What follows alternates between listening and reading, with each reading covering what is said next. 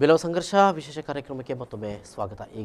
ಈಗಾಗಲೇ ನಾನು ಒಂದಷ್ಟು ಮಾಹಿತಿಗಳನ್ನು ಪಡೆದಿದ್ದೆ, ಚರ್ಚೆ ಮಾಡ್ತಾ ಇದ್ದೆ. ನನ್ನ ಜೊತೆಗೆ ದೀಪಕ್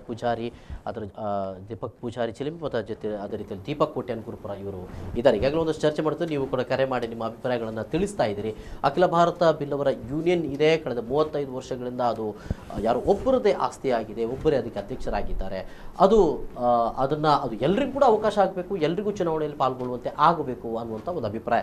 ಇದಕ್ಕೆ ಪೂರಕವಾಗಿ ಮತ್ತೊಂದು ಸಂಘಟನೆ ಕಟ್ಟಿಕೊಂಡಿದ್ದಾರೆ, ಬಿಲ್ಲವರ ಏಕೀಕರಣ ಸಮಿತಿ ಅಂತೇಳಿ. ಅದರ ಪದಾಧಿಕಾರಿಗಳು ಕೂಡ ನಮ್ಮ ಜೊತೆಗಿದ್ದಾರೆ. ನಿಮ್ಮ ಜೊತೆ ಮಾತಾಡೋದಕ್ಕಿಂತ ಮೊದಲು ಮತ್ತೊಂದು ಕರೆ ಬಂದಿದೆ. ಕವಿತಾ ಅವರು ಉರುವ ಸ್ಟೋರ್ನಿಂದ. ನಮಸ್ಕಾರ ಕವಿತಾ ಅವರೇ, ಮಾತಾಡಿ. ನಮಸ್ತೆ ಸರ್. ನಮಸ್ತೆ. ಮಾತಾಡಿ, ತಮ್ಮ ಅಭಿಪ್ರಾಯ ತಿಳಿಸಿ. ಮಾತಾಡಿ ಕವಿತಾ. ಮೊದಲಿಗೆ ಮತ್ತೆ ದೀಪಕಣ್ಣನಿಗೆ ಅಭಿನಂದನೆ ಸಲ್ಲಿಸಲಿಕ್ಕೆ ಇದ್ದೇನೆ. ಇದು ನ್ಯಾಯಯುತವಾಗಿ ನಾವು ಕೇಳುದು, ನಮ್ಮ ಹಕ್ಕನ್ನು ನಾವು ಕೇಳುದು ತಪ್ಪಲ್ವಲ್ಲ? 50 ಜನ ಸೇರಿಕೊಂಡು ಇವರಿಗೆ ಬೇಕಾದ ಹಾಗೆ ಇವರ ಬೇಕಾದ ಸ್ಥಳದಲ್ಲಿ ಇವರು ಸಭೆ ನಡೆಸುವುದು ನಮ್ಮ ಪ್ರಕಾರ ತಪ್ಪು. ನಮ್ಮ ಪ್ರಕಾರ ಅಂತಲ್ಲ, ಯಾರು ಇದನ್ನು ನೋಡಿದ್ರು ಖಂಡಿಸುವಂತ ವಿಷಯ ಇದು. ಯಾಕೆಂದ್ರೆ ಮಾತೃ ಸಂಘ ಅನ್ನೋದು ಒಬ್ಬನ ಅಧಿಕಾರದ ಇದಲ್ಲ, ಅದು ಪ್ರತಿಯೊಬ್ಬನಿಗೂ ನಮ್ಗೆ ಅದ್ರಲ್ಲಿ ಅಧಿಕಾರ ಸಿಗ್ಲೇಬೇಕು. ಇದು ಹೋರಾಟ ನಮ್ದು. ಆಮೇಲೆ ನಮ್ಗೆ ನಮ್ಮ ಜಾತಿ ಸಂಘ ಅಥವಾ ಮಾತೃ ಸಂಘ ಅಂತ ಗೊತ್ತಾಗದೆ ನಂಗೆ 33 ವರ್ಷದಲ್ಲಿ ಇವತ್ತು. ಯಾಕಂದ್ರೆ ರವಿಯಣ್ಣನ್ ಆಗ್ಲಿ ದೀಪಕಣ್ಣ ಆಗ್ಲಿ ಏಕೀಕರಣ ಸಮಿತಿಯ ಒಂದು ಮುಂದಾಳತ್ವದಲ್ಲಿ ನಮ್ಮ ಜಾತಿ ಸಂಖ್ಯೆ ಬಲ ಇದ್ರೂನು ನಮ್ಮ ಜಾತಿಯಲ್ಲಿ ಇಷ್ಟೊಂದು ಇದ್ದು ನಿಂತದ್ದು ಅವರಿಬ್ರು ಮಾತ್ರ. ಏಕೀಕರಣ ಸಮಿತಿ ಬಂದ ಮೇಲೆ ನಮಗೂ ಒಂದು ಜಾತಿಯ ನೆಲೆ ಉಂಟಂತ ನನ್ಗೆ ಗೊತ್ತಿದೆ ಸರ್. ತುಂಬಾ ಬೇಜಾರದಲ್ಲಿ ಹೇಳ್ತಾ ಇದ್ದೇನೆ ಇದನ್ನು. ಯಾಕೆಂದ್ರೆ ನಮ್ಗೆ ಕುದ್ರೋಳಿ ದೇವಸ್ಥಾನ ನಮ್ದು, ಅದು ನಮ್ದು ಅಂತ ನಾವು ಹೇಳ್ತಾ ಇದ್ದೇವೆ ವಿನಃ ನಮ್ಗೆ ಅದ್ರಲ್ಲಿ ಅಧಿಕಾರ ಉಂಟು, ನಾನೊಂದು ಸದಸ್ಯ ಅಂತ ಹೇಳುವಂತ ಹಕ್ಕು ನಮ್ಗೆ ಇಲ್ಲ ಅನ್ನೋದು ತುಂಬಾ ಬೇಜಾರದ ಸಂಗತಿ ಇದು. ಅದಕ್ಕೋಸ್ಕರ ಹೋರಾಟ. ನಾನು ರವಿಯಣ್ಣನ ಹತ್ರ ಮೊನ್ನೆ ಕೇಳಿದೆ ಸರ್, ಗಾಂಧಿ ಕಾಲದ ತತ್ವ ಬೇಡ ರವಿಯಣ್ಣ, ಹೋರಾಟದ ತತ್ವಕ್ಕೆ ಹೋಗೋಣ ಅಂತ. ಆಗ ರವಿಯಣ್ಣ ಒಂದು ಮಾತು ಹೇಳಿದ್ರು, ಬೇಡ, ನಾವು ತುಂಬಾ ಅವರ ಹತ್ರ ವಿನಂತಿ ಮಾಡಿ ಮನ ಪರಿವರ್ತನೆ ಮಾಡಿ ಹೋಗೋಣ ಅಂತ ಒಂದು ಮನ ಪರಿವರ್ತನೆಗೂ ಇವರು ಕರಗದಿದ್ರೆ ಏನ್ ಸರ್ ಇವರು ಎಂತ ಮನುಷ್ಯರು ಇವರು? ಎಸ್ ಕವಿತಾ ಅವರೇ, ಧನ್ಯವಾದಗಳು ನಿಮ್ಮ ಮಾಹಿತಿಗೆ. ಎಸ್, ಬಹಳ ಮುಖ್ಯವಾಗಿ ನಾನು ಆಗಲೇ ನಿಮ್ಮ ಹತ್ರ ಕೇಳ್ತಾ ಇದ್ದೆ, ಯಾಕೆ ಏಕೀಕರಣ ಸಮಿತಿ ಅಂತಲೇ ಮಾಡ್ಕೊಳ್ಬೇಕಾಯಿತು ಅನ್ನುವಂಥ ಒಂದು ಪ್ರಶ್ನೆ. ಇಲ್ಲಿ ಒಂದು ಪ್ರಶ್ನೆ ಉದ್ಭವಿಸಿಕೊಳ್ಳುವಂಥದ್ದು, ಏನು ಕಾರಣ ಆಗಿದ್ದಿರಬಹುದು ಅನ್ನುವಂಥದ್ದು ಒಂದಷ್ಟು ಪ್ರಶ್ನೆಗಳು ಉದ್ಭವಿಸಿಕೊಳ್ಳುತ್ತದೆ. ಎಲ್ಲೋ ನವೀನ್ ಡಿ ಸುವರ್ಣ ಅವರೇ ಅಧ್ಯಕ್ಷರಾಗಿದ್ದಾರೆ, ಇದು ನಿಮಗೆ ಸರಿ ಅಂತ ಕಾಣ್ತಾ ಇಲ್ವೋ? ನಿಮ್ಮಲ್ಲಿ ಯಾರೋ ನಿಮಗೆ ಅಧ್ಯಕ್ಷರಾಗಬೇಕು, ನೀವು ಕೂಡ ಬಿಲ್ಲವರ ಸಮುದಾಯದ ಒಂದು ಆಧಿಪತ್ಯವನ್ನು ವಹಿಸ್ಕೊಳ್ಬೇಕು ಅನ್ನುವಂಥ ಒಂದು ಆಶಯಗಳು ಅನ್ನುವಂಥದ್ದು, ಈ ಪ್ರಶ್ನೆಗಳು ಕಾಣ್ತದೆ. ಏನು ಹೇಳ್ತೀರಿ? ಇಲ್ಲ, ನಮ್ಮಿಂದ ನಾವು ಆಗ್ಬೇಕಂತಿಲ್ಲ. ಇನ್ನೂ ಅದೆಷ್ಟೋ ಮಂದಿ, ನಾನು ಆವಾಗ ಹೇಳಿದ್ದೇನೆ, ಬಿಲ್ಲವ ಸಮುದಾಯನ ಚಿಂತಿಸುವ ಮಂದಿ ಅದೆಷ್ಟೋ ಮಂದಿ ಹೊರಗಡೆ ಇದ್ದಾರೆ. ಅವರು ಸದಸ್ಯತನ ಕೊಟ್ಟರು, ಎಲ್ಲರೂ ಅದರಲ್ಲಿ ಪಾಲ್ಗೊಂಡು ಅನಂತರ ಅದನ್ನು ಎಲ್ಲ ಸಮುದಾಯ ಒಗ್ಗೂಡಾಗಿ ಆ ಬಗ್ಗೆ ತೀರ್ಮಾನಿಸಬಹುದು. ನಮಗೆ ಸಿಗಬೇಕು, ನಾವೇ ಆಗಬೇಕು, ಅದು ಖಂಡಿತವಾಗ್ಲೂ ನಮ್ಮ ಅನಿಸಿಕೆ. ನಮ್ಮ ಏಕೀಕರಣ ಅಂದರೆ ಎಲ್ಲ ಒಟ್ಟಾಗಬೇಕು, ಎಲ್ರಿಗೂ ನಮ್ಮ ಸಮಾಜದಲ್ಲ ಎಲ್ಲ ಗಂಡರಿಗೂ ಕೂಡ ಅದರಲ್ಲಿ ಸೇರುವಂಥ ಒಂದು ಸದಸ್ಯನ ಸಿಗುವಂಥ ಅವಕಾಶವನ್ನು ಅವ್ರಿಗೆ ಮಾಡಿಕೊಡ್ಬೇಕು. ಎಸ್, ಮತ್ತೊಬ್ಬರು ಇದ್ದಾರೆ ಕರೆಯಲ್ಲಿ. ಉರುವಷ್ಟೂರಿನಿಂದ ರೇಣುಕಾ ಅವರು. ನಮಸ್ಕಾರ ರೇಣುಕಾ ಅವರೇ, ನಮಸ್ಕಾರ. ಮಾತಾಡಿ. ಹಲೋ, ಮಾತಾಡಿ, ನಮ್ಮ ಅಭಿಪ್ರಾಯ ತಿಳಿಸಿ. ನೋಡಿ, ಆಗ ಹೇಳಿದ್ರು ಅಲ್ಲಿ ಯಾಕಂದ್ರೆ ಕಾಲೇಜಲ್ಲಿ ಯಾಕೆ ಮೀಟಿಂಗ್ ಮಾಡುದು ಅಂತ ಕೇಳ್ತಾ ಇದ್ರು. ಆಗ ನೋಡಿ, ಈಗ ಜನಾರ್ದನ್ ಪೂಜಾರಿ ಅವರು ಇವರ ನಾಯಕರು ನೋಡಿ, ಬಿಲ್ಲವರ ನಾಯಕರು. ಅವರು ದೇವಸ್ಥಾನದಲ್ಲಿ ಅವರ ಪೂರ್ತಿ ಆಡಳಿತ ಅವರದೇ ಇದೆ. ಆವಾಗ ಅವರಿಗೆ ದೇವಸ್ಥಾನದಲ್ಲಿ ಮೀಟಿಂಗ್ ಮಾಡ್ಲಿಕ್ಕೆ ಅವಕಾಶ ಮಾಡಿಕೊಡುವುದಿಲ್ವಾ? ಯಾಕೆ ಅವರು ಈ ರೀತಿಯ ಆವಾಗ ಕಾಲೇಜಲ್ಲಿ ಮಾಡುವ ಸಂದರ್ಭ ಬರುವುದಿಲ್ಲಲ್ಲ? ಮತ್ತೊಂದು ವಿಷಯ ಅಂದ್ರೆ, ಸಮಾಜ ಸೇವೆ ಮಾಡುದಾದ್ರೆ ಏಕೀಕರಣದಲ್ಲಿ ಇದ್ದು ಕೂಡ ಸಮಾಜ ಸೇವೆ ಮಾಡಬಹುದಲ್ಲ? ಇದಕ್ಕೆ ಸದಸ್ಯತ್ವ ಬೇಕು ಅಂತ ಕೇಳುದು ಎಷ್ಟರ ಮಟ್ಟಿಗೆ ಸರಿ? ಅಂದ್ರೆ ನೀವು ಹೇಳುವಂತದ್ದು ಏಕೀಕರಣ ಸಮಿತಿ ಅಂತ ಇದೆ, ಇನ್ನೊಂದು ಬಿಲ್ಲವರ ಯೂನಿಯನ್ ಅಂತ ಇದೆ, ಎರಡು ಇರ್ಲಿ ಅಂತ ಹೇಳ್ತಿದ್ರಾ? ನಿಜವಾಗಿ ಒಳ್ಳೆ ವಿಷಯ, ಆದ್ರೆ ಅದರಲ್ಲಿ ಕೂಡ ಸಮಾಜ ಸೇವೆ ಮಾಡಬಹುದಲ್ಲ? ಹಲೋ, ನಿಮ್ಮ ಸ್ಪಷ್ಟ ಅಭಿಪ್ರಾಯ ಏನು ಅಂತ? ನಿಮ್ಮ ಸ್ಪಷ್ಟ ಅಭಿಪ್ರಾಯ ಏನು? ಹಲೋ, ನೀವೀಗ ಅಖಿಲ ಭಾರತ ಬಿಲ್ಲವರ ಯೂನಿಯನ್ ಇರಬೇಕು, ನವೀನ್ ಚಂದ್ರ ಸುವರ್ಣ ಅವರೇ ಅದರ ಅಧ್ಯಕ್ಷರಾಗಿರ್ಬೇಕು ಅಂತ ಹೇಳ್ತಾ ಇದ್ದೀರಾ? ನಿಮ್ಮ ಟಿವಿ ವಾಲ್ಯೂಮ್ ಮೀಟ್ ಮಾಡಿ ದಯವಿಟ್ಟು. ರೇಣುಕಾ ಅವರೇ, ಟಿವಿ ವಾಲ್ಯೂಮ್ ಮೀಟ್ ಮಾಡ್ಬೇಕು ನೀವು. ಸಮಾಜ ಸುಧಾರಣೆ ಬೇಕು, ಆದ್ರೆ ಒಂದೇ ಇದರಲ್ಲಿ ಬಂದು ಎಲ್ಲ ಬಿಲ್ಲವ ಸಂಘ ತುಂಬಾ ಸಂಘಗಳಿವೆ ಬಿಲ್ಲವ ಸಂಘದಲ್ಲಿ. Yes yes okay thank you ಬಹುಶಃ ಸ್ಪಷ್ಟವಾಗಿ ಏನು ಅವರು ಹೇಳ್ತಾ ಇದ್ದಾರೆ ಅಂತ ಅನ್ನೋದು ಗೊತ್ತಾಗಬೇಕಾಗಿತ್ತು. ಟಿ ವಿ ವಾಲ್ಯೂಮ್ ದಯವಿಟ್ಟು ಮ್ಯೂಟ್ ಮಾಡಿ ಮಾತಾಡಿ ವೀಕ್ಷಕರೇ. ಈಗ ಏನು ಅಂತ ಉದ್ದೇಶ ಅಂದರೆ ಎಲ್ಲೋ ಒಂದು ಕಡೆಯಲ್ಲಿ ಅವರೇನೋ ಮಾಡ್ತಾ ಇದ್ದಾರೆ, ಇನ್ನೊಂದು ಸಂಘ ನೀವು ಮಾಡಿಕೊಳ್ಳಿ, ಏಕೀಕರಣ ಸಮಿತಿ ಅಂತ ನೀವು ಒಂದು ಮಾಡಿಕೊಳ್ಳಿ, ಬಿಲ್ಲವರ ಯೂನಿಯನ್ ಅಂತ ಅವರೊಂದು ಮಾಡ್ಕೊಂಡಿರ್ತಾರೆ. ಎರಡೂ ಕಡೆಯಲ್ಲೂ ಕೂಡ ಒಂದು ಸಮುದಾಯಕ್ಕೆ ಸಂಬಂಧಪಟ್ಟ ಕೆಲಸಗಳು ಆಗ್ತಾ ಇರ್ತದೆ ಅಲ್ವೇ ಅಂತ ಅನ್ನುವಂಥದ್ದು ಏನು ಹೇಳ್ತೀರಿ? ಜನಾರ್ದನ ಪೂಜಾರಿ ಅವರು ದೇವಸ್ಥಾನದಲ್ಲಿ ಯಾವತ್ತೂ ಮಾತೃ ಸಂಘದ ಮಹಾಸಭೆಯನ್ನು ನಡೆಸಬಾರದು ಅಂತ ಹೇಳಲಿಕ್ಕೆ ಸಾಧ್ಯನೇ ಇಲ್ಲ. ಯಾಕೆಂತ ಹೇಳಿದ್ರೆ ಜನಾರ್ದನ ಪೂಜಾರಿಯವರು ಎಲ್ಲ ಸಮುದಾಯವನ್ನು ಒಟ್ಟುಗೂಡುವಂಥ ಚಿಂತನೆ ಉಳ್ಳ ಒಬ್ಬ ಮನುಷ್ಯ. ಅವರು ಮತ್ತೆ ಈ ಒಂದು ಸಭೆಯನ್ನು ತರಿಸಬಾರ್ದು ಅಂತ ಹೇಳಲಿಕ್ಕೆ ಸಾಧ್ಯನೇ ಇಲ್ಲ. ನಾನು ಇವತ್ತು ದೇವಸ್ಥಾನಕ್ಕೆ ಹೋದಾಗ ನಾನು ನೋಡಿದ್ದೇನೆ, ಅಖಿಲ ಭಾರತ ಬಿಲ್ಲವರಿನ ಅಧ್ಯಕ್ಷರು ಬಂದಿದ್ರು, ಎಲ್ಲ ಪದಾಧಿಕಾರಿ ಬಂದಿದ್ರು, ಜನಾರ್ದನ ಪೂಜಾರಿ ಅಲ್ಲೇ ಇದ್ರು, ಒಟ್ಟಿಗೆ ಇದ್ರು, ಅಲ್ಲೇ ಒಂದೇ ಇದರಲ್ಲಿ ಪೂಜೆ ಎಲ್ಲ ಮಾಡಿದ್ದಾರೆ. ಅದನ್ನು ಬಿಟ್ಟುಕೊಂಡು ಮಾಡಬೇಡಿ ಅಂತ ಹೇಳಲಿಕ್ಕೆ ಸಾಧ್ಯತೆನೇ ಇಲ್ಲ, ನಮ್ಮ ಮೇಡಮ್ ಹೇಳಿದಂಗೆ. ಮತ್ತೊಂದು ಏನಂದ್ರೆ, ಅಖಿಲ ಭಾರತ ಬಿಲ್ಲವರ ಏಕೀಕರಣ ಸಮಿತಿಯಲ್ಲಿ ನೀವು ಸಮಾಜ ಸೇವೆ ಮಾಡಬಹುದಲ್ಲ ಅಂತ ಒಬ್ಬ ಪ್ರಶ್ನೆ ಕೇಳ್ತಾರೆ. ನಾನು ಅವರಿಗೆ ಕೇಳ್ತಾ ಇದ್ದೇನೆ, ಮಾತೃ ಸಂಘವಾದ ಅಖಿಲ ಭಾರತ ಬಿಲ್ಲವರ ಯೂನಿಯನ್ ಇದೆ ಅಲ್ಲ, ಅದರಲ್ಲಿ ಅವರು ಸಮಾಜ ಸೇವೆ ಮಾಡಿದ್ರೆ ನಾವು ಮಾಡುವಂತ ಅವಶ್ಯಕತೆ ಅಲ್ಲಿ ಬರೋದಿಲ್ಲ. ನಮಗೆ ಅವ್ರು ಮಾಡ್ಲಿ ಅಂತೇಳಿ ನಾನು ಕೇಳ್ತಾ ಇದ್ದೇನೆ. ಎಸ್, ಬಂಟ್ವಾಳದಿಂದ ದಿನೇಶ್ ಅವರು ಈಗ ನೇರ ಸಂಪರ್ಕದಲ್ಲಿದ್ದಾರೆ. ನಮಸ್ಕಾರ ದಿನೇಶ್ ಅವರೇ, ಮಾತಾಡಿ. ನಮಸ್ಕಾರ. ಈಗ ಬಿಲ್ಲವರ್ ಯೂನಿಯನ್ ಬಗ್ಗೆ ಚರ್ಚೆ ನಡೀತಾ ಇದೆ. ಹಲೋ, ಮಾತಾಡಿ ಕೇಳ್ತಾ ಇದೆ. ಬಿಲ್ಲವರ್ ಯೂನಿಯನ್ ಬಗ್ಗೆ ಚರ್ಚೆ ನಡೀತಾ ಇದೆ. ನಾನು ಕೇಳ್ತಾ ಇರೋದು, ಬಿಲ್ಲವರ್ ಯೂನಿಯನ್ ನಲ್ಲಿ ಇನ್ನೊಂದು ಸಂಘಟನೆ ಇದೆ, ಬಿಲ್ಲವರ ಮಹಾಮಂಡಳ ಅಂತ.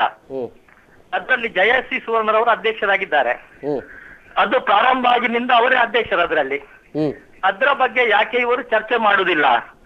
ಎಲ್ಲಾ ಸಂಘಟನೆಗಳನ್ನ ಬರ್ಖಾಸ್ತು ಮಾಡಿ ಹೊಸ ಸಂಘಟನೆ ಮಾಡಿ, ಎಲ್ರಿಗೂ ಸಮಾನವಾಗಿರುವಂತಹ ಒಂದು ಸಂಘಟನೆ ಮಾಡಿ. ಒಂದು ಸಂಘಟನೆ ಪರವಾಗಿ ಕೆಲವರು ಮಾತಾಡುದು, ಇನ್ನೊಂದು ಸಂಘಟನೆ ಪರವಾಗಿ ಮಾತಾಡುದು, ಇದು ಸರಿಯಲ್ಲ. ಹಾಗಾಗಿ ಎರಡು ಕಡೆಯವರನ್ನ ಏಕೀಕರಣ ಸಮಿತಿಯವರು ಕರೆದು ಚರ್ಚೆ ಮಾಡ್ಲಿ, ಅದನ್ನು ಒಂದು ಮಾಡ್ಲಿ. ಇಲ್ಲ ಅಂತಂದ್ರೆ ಬರ್ಖಾಸ್ತು ಮಾಡಿ ಎಲ್ಲರನ್ನ ಏಕೀಕರಣದಲ್ಲಿ ಸೇರಿಸಿಕೊಳ್ಳಿ. ಯಾವ್ದಾದ್ರು ಒಂದು ಇರಬೇಕು ಅಂತ ತಾವು ಹೇಳುವಂತ. ಯಾವ್ದಾದ್ರು ಒಂದು ಇರ್ಬೇಕು. ಯಾಕೆಂತ ಹೇಳಿದ್ರೆ ಖಾಲಿ ಅಖಿಲ ಭಾರತ ಬಿಲ್ಲವರಿನಲ್ಲಿ ಒಬ್ಬರೇ ಅಧ್ಯಕ್ಷರಾಗಿದ್ದಾರೆ ಅಂತ ಹೇಳಲ್ಲ, ಬಿಲ್ಲವರ ಮಹಾಮಂಡಲದಲ್ಲಿ ಕೂಡ ಒಬ್ಬರೇ ಅಧ್ಯಕ್ಷರಾಗಿರುವಂತದ್ದು ಯಾವುದು ಸರಿಯಲ್ಲ, ಕೂಡ ಚರ್ಚೆ ಅದು ಸರಿಯಲ್ಲ. ಚರ್ಚೆ ನಡೆಯಲಿ. ಇದು ಬಿಲ್ಲವ ಸಮಾಜದಲ್ಲಿ ಆಗ್ತಾ ಇರುವುದು ಎಲ್ಲ ಸಂಘಟನೆಗಳಲ್ಲಿ ಯಾರ್ದೊಬ್ಬರ ಕೈಯಲ್ಲಿ ಇರ್ತದೆ, ಅದರಿಂದ ಹೊರಗೆ ಬರ್ಬೇಕು. ಆಗ ಮಾತ್ರ ಬಿಲ್ಲವ ಸಮಾಜ ಉದ್ಧಾರ ಆಗ್ತದೆ, ಇಲ್ಲದ್ರೆ ಆಗೋದಿಲ್ಲ. ಸರಿ ದಿನೇಶ್ ಅವರೇ, ಧನ್ಯವಾದಗಳು. ಏನ್ ಹೇಳ್ತೀರಿ ಇದ್ರ ಬಗ್ಗೆ? ಅಂದ್ರೆ ಇಲ್ಲಿ ಇದನ್ನು ಹೇಳ್ತಾರೆ, ನೀವು ಅದನ್ನ ಯಾಕೆ ಹೇಳ್ತಾ ಇಲ್ಲ ಅಂತ? ಖಂಡಿತವಾಗಿ ಒಳ್ಳೆ ಪ್ರಶ್ನೆ ಅದು. ಯಾಕಂತೇಳಿ ನಾವು ನಮ್ಮ ಮಹಾಮಂಡಲದಲ್ಲಿ ಇದ್ರ ಬಗ್ಗೆ ಕೇಳುವಾಗ ಮಹಾಮಂಡಲದ ಹೇಳ್ತಾ ಇದ್ರು, ನಾವು 15 ವರ್ಷದಿಂದ ನವೀನ್ ಸೋನಾರ್ ಭೇಟಿಯಾಗಿದ್ದೇವೆ, ಅಲ್ಲಿ ನಾವು ಮೆಂಬರ್ಶಿಪ್ ಬಗ್ಗೆ ಬಹಳ ಪ್ರಯತ್ನ ಪಟ್ಟೆವು. ನಾವು ಅದಕ್ಕೋಸ್ಕರ ಬಾಂಬೆಯಲ್ಲಿ ಹೋಗಿ ಬೊಂಬೈನಲ್ಲಿ ನಮ್ಮ ಮಹಾಮಂಡಲ ಅಂತ ಸ್ಟಾರ್ಟ್ ಮಾಡಿ ಬಿಲ್ಲವರ ಮಹಾಮಂಡಲ ಸ್ಟಾರ್ಟ್ ಮಾಡಿದ್ರು. ಜಯಸ್ವರ್ಣರ ಅಧ್ಯಕ್ಷರಾಗಿದ್ದಾರೆ. ಅವ್ರದ್ದು ನಾವು ಮಾತಾಡಿದ್ವಿ. ಮೊನ್ನೆ ಸಮೇತ ನಾವು ಲಾಸ್ಟ್ ಸಂಡೇ ಭಾನುವಾರ ನಾವು ಹೋಗಿದ್ದೇವೆ ಅಲ್ಲಿ ಅವರ ಮೀಟಿಂಗ್ಗೆ. ಅವ್ರು ಹೋದಾಗ ಒಂದು ಮಾತು ಹೇಳಿದ್ರು, ನಾವು ಇಂಥ ಒಂದು ನಾವು ಪ್ರತಿಭಟನೆಯನ್ನು ಹಮ್ಮಿಕೊಂಡಿದ್ದೇವೆ, ನೀವು ಸ್ವಲ್ಪ ಬರಬೇಕು ಅಂತ ಹೇಳ್ದಾಗ ಹೇಳಿದ್ರು ಒಂದು ಮಾತು, ನೀವು ಖಂಡಿತವಾಗಿ ನಾನು ಬರ್ತೇನೆ, ಆದರೆ ನಾವು ಒಂದು ಈ ಮಾತನ್ನು ಇವ್ರು ಹೇಳಿದ ಮಾತನ್ನು ನಾನು ಅವ್ರಿಗೆ ಹೇಳಿದ್ದೆ, ಹೀಗೆ ನಮ್ಮ ಸಮಾಜದಲ್ಲಿ ಇಂಥ ಒಂದು ಮಾತುಗಳು ಬರ್ತಾ ಇದೆ ಅಂತ.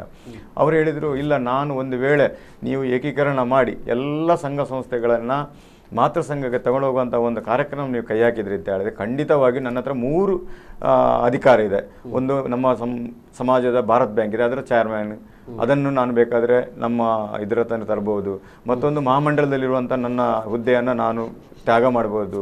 ಮತ್ತು ಇನ್ನೊಂದು ಯಾವುದೋ ಒಂದು ಹೇಳಿದ್ರು, ಇನ್ನೊಂದು ಏನೋ ಒಂದು ಪೋಸ್ಟಲ್ಲಿ ಇದೆ, ಅದನ್ನು ಬೇಕಾದರೆ ನಾನು ನವೀನ್ ಚಂದ್ರ ಸುವರ್ಣ ಒತ್ತಿಗಾದರೆ ನಾನು ಬಿಟ್ಟು ಕೊಡ್ತೇನೆ ಅಂತ ಒಂದು ಮಾತನ್ನು ಹೇಳಿದ್ದಾರೆ. ಮತ್ತೊಬ್ಬರು ಇದ್ದಾರೆ, ಬಹುಶಃ ನಾನು ಅವರ ಹೆಸರು ಕುಮಾರ್ ಪೂಜಾರಿ ಅವರು, ಬಿಲ್ಲವರ ಒಂದು ಸ್ಥಳೀಯ ಸಂಘಟನೆಗೆ ಸಂಬಂಧಪಟ್ಟ ಹಾಗೆ ತಿರುವೈಲ್ನವರು. ನಮಸ್ಕಾರ ಕುಮಾರ್ ಪೂಜಾರಿ ಅವರೇ, ಮಾತಾಡಿ. ನಮ್ದು ಇರುವೈಲ್ ಬಿಲ್ಲವ ಸಂಘದಿಂದ ಮಾತಾಡೋದು ಸರ್. ನಮ್ಗೆ ಬಿಲ್ಲವ ಏಕೀಕರಣ ಸಮಿತಿಯವರು ಮಾಡುವ ಕೆಲಸ ಒಳ್ಳೆಯ ಉತ್ತಮ ರೀತಿ ಆಗಿದೆ ಅಂತ ನನ್ನ ಅನುಭವ.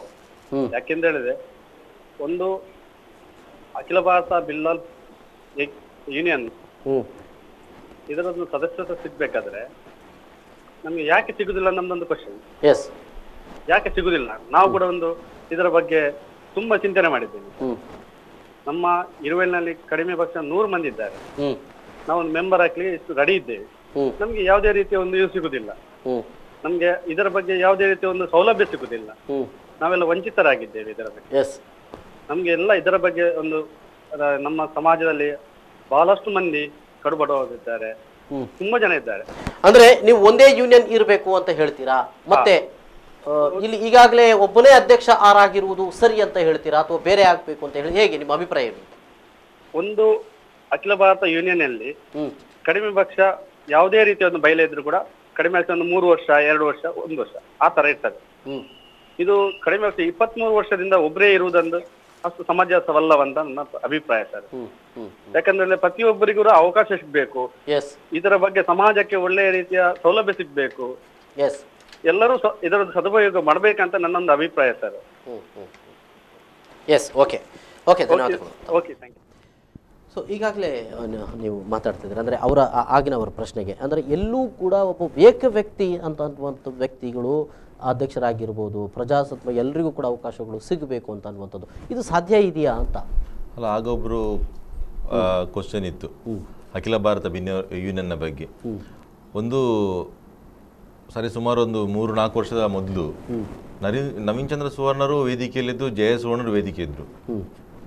ಅದರ CD ಬೇಕಾದರೂ ಇದೆ. ವೇದಿಕೆಯಲ್ಲೇ ಪ್ರಶ್ನೆ ಹಾಕಿದ್ರು ಜಯ ಸುವರ್ಣರವರು, ನೀವು ಅಧ್ಯಕ್ಷ ತ್ಯಾಗ ಮಾಡಿ ನಾನು ಕೂಡ ಈಗಲೇ ಮಾಡ್ಲಿಕ್ಕೆ ಸಾಧ್ಯ ಇದ್ದೇನೆ. ಅಲ್ಲ, ಇದು ಏನು ಅಂತ ಮಹಾಮಂಡಲ ಅಂದ್ರೆ ಏನು ಮತ್ತು ಬಿಲ್ಲವರ ಯೂನಿಯನ್ ಅಂದ್ರೆ ಏನು, ಇದು ಕೂಡ ಒಂದು ಮಾತೃ ಸಂಘಕ್ಕಿಂತ ಭಿನ್ನವಾಗಿರುವಂಥದ್ದು ಏನಿದು? ಹೌದು, ಅಂದ್ರೆ ಇದು ಕೂಡ ಹುಟ್ಟಿದ್ದು ಇವರು ಮೆಂಬರ್ಶಿಪ್ ಕೊಡದಿದ್ದ ಕಾರಣಕ್ಕೆ. ಈಗ ಯುವಣಿ ಆಗಿರ್ಬೋದು, ಹಲವಾರು ಸಂಘಟನೆಗಳು ಹುಟ್ಟಿದ್ದು. ನಮಗೂ ಕೇಳಿದ್ರು, ನೀವು ಬೇರೆ ಒಂದು ವಿಶ್ವ ಬಿಲ್ಲವ ಸಂಘ ಅಂತ ರಚಿಸಿ, ನಿಮಗಿಷ್ಟು ಹಣ ಕೊಡ್ತೇವೆ ಅಂತ ಹೇಳಿದ್ರು.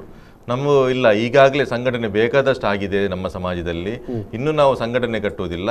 ಇದ್ದ ಮಾತು ಸಮಾಜವನ್ನು ಒಟ್ಟುಗೂಡಿಸಿ, ಈಗ ಯಾವುದೆಲ್ಲ ಸಂಘಟನೆ ಎಲ್ಲನೂ ಒಟ್ಟುಗೂಡಿಸಿ ನಾವು ಒಂದೇ ವೇದಿಕೆಯಲ್ಲಿ ತಂದು, ಒಂದೇ ಒಂದು ಇದರಲ್ಲಿ ತಂದು ಎಲ್ಲ ಸಮಾಜ ಕಾರ್ಯಕ್ಕೆ ಚಟುವಟಿಕೆ ಮಾಡುವ ಯುವ ವಾಹಿನಿ ಬಹಳಷ್ಟು ಚಟುವಟಿಕೆಗಳನ್ನು ಮಾಡ್ತಾ ಇದೆ ಸ್ಥಳೀಯ ಮಟ್ಟದಲ್ಲಿ, ಬೇರೆ ಬೇರೆ ಕಡೆಗಳಲ್ಲಿ. ಹಾಗಾದ್ರೆ ಅದಕ್ಕೆ ಮಾತ್ರ ಸಂಘಟನೆ ಅಂತ ಅನ್ನುವಂಥದ್ದು ಯಾವುದು? ಇದೇ ನಮ್ಮ ಅಖಿಲ ಭಾರತ ಬಿಲ್ಲವರಿಗೆ. ಈಗ ಯೂನಿಯನ್ ಇದು ನಮ್ಮ ನೀವು ಹೇಳಿದಾಗೆ ಯುವನಲ್ಲಿ ಇದ್ದಷ್ಟು ಪ್ರಜ್ಞಾವಂತರಾಗಲಿ, ವಿದ್ಯಾವಂತರಾಗಲಿ, ಭಾರಿ ಒಳ್ಳೆಯ ಒಂದು ಇದು ಸಂಘಟನೆ, ಭಾರಿ ಒಳ್ಳೆಯ ಚಟುವಟಿಕೆನೆ.